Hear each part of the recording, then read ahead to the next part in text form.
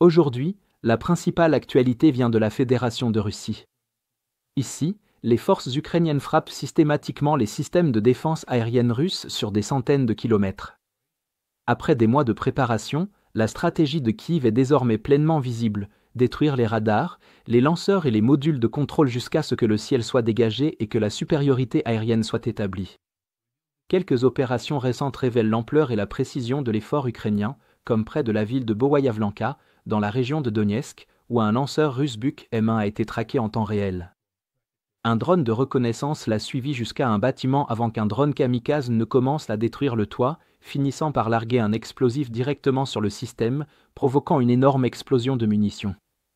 À Zaporizhia, les forces ukrainiennes ont détruit un module de contrôle rare d'un système de gestion de défense aérienne Barnolté, un nœud central qui relie le radar au lanceur et peut coordonner plusieurs tirs simultanément. À Rostov, l'un des radars longs de portée Nebouï de la Russie a été frappé pendant la nuit, des incendies ayant été confirmés par les satellites NASA firmes. Plus au nord, un autre site radar d'un système Sopka-2 à Voronezh a été touché, détruisant apparemment son antenne. Et en Crimée, l'Ukraine a neutralisé les radars Podier et Nebohem, signe que même les sites protégés au cœur de la péninsule sont vulnérables. Ces attaques couvrent des milliers de kilomètres mais partagent un objectif opérationnel clair, démanteler systématiquement l'infrastructure qui maintient le réseau de défense aérienne opérationnel.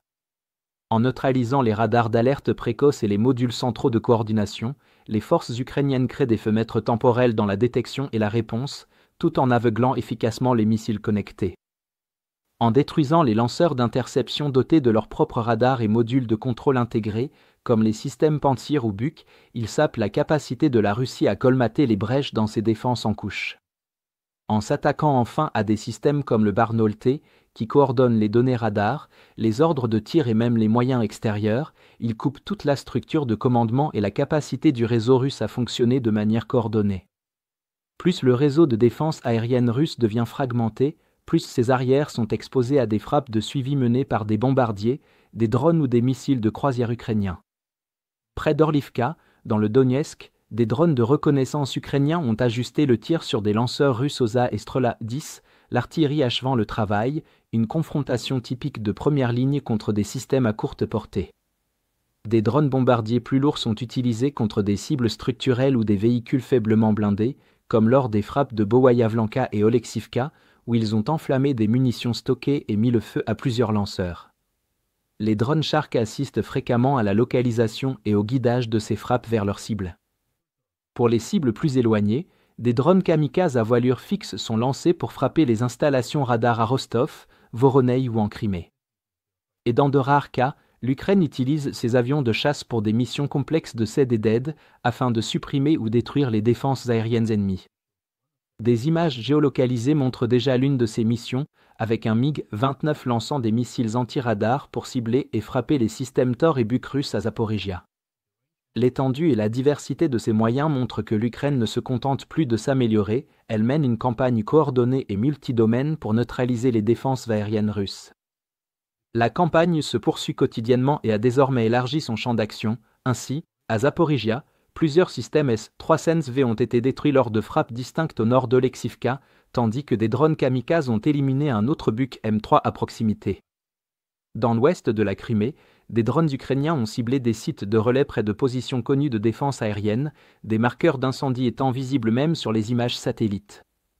À Louhansk, des partisans ont fait exploser un groupe mobile de défense aérienne russe qui gardait une base de réparation, apparemment liée aux atrocités commises précédemment à Boutcha.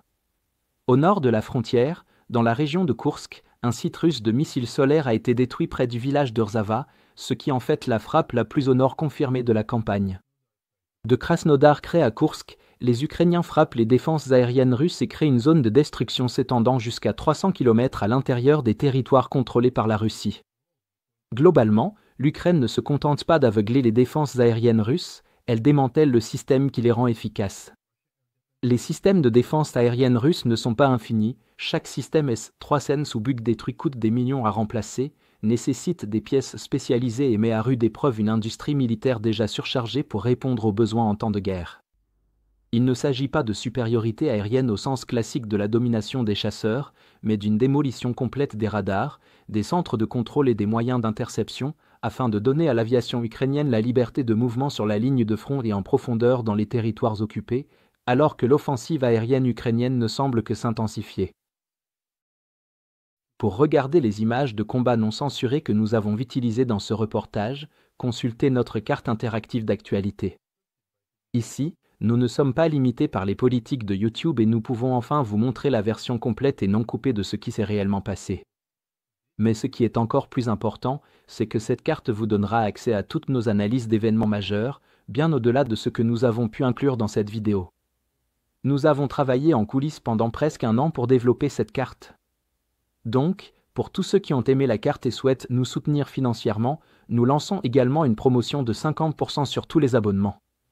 En vous abonnant, vous bénéficierez non seulement d'un accès premium à la carte, avec encore plus de fonctionnalités avancées, mais vous débloquerez aussi toutes nos mises à jour stratégiques exclusives, nos panoramas sur tous les fronts et nos vidéos de géopolitique stratégique. Si vous vouliez soutenir nos efforts mais n'en aviez pas encore eu l'occasion, c'est le moment idéal pour sauter le pas et faire la différence. Alors, consultez le lien dans la description pour devenir un membre exclusif de notre communauté. Je remercie sincèrement tous ceux qui ont décidé de nous rejoindre, votre soutien compte énormément pour nous.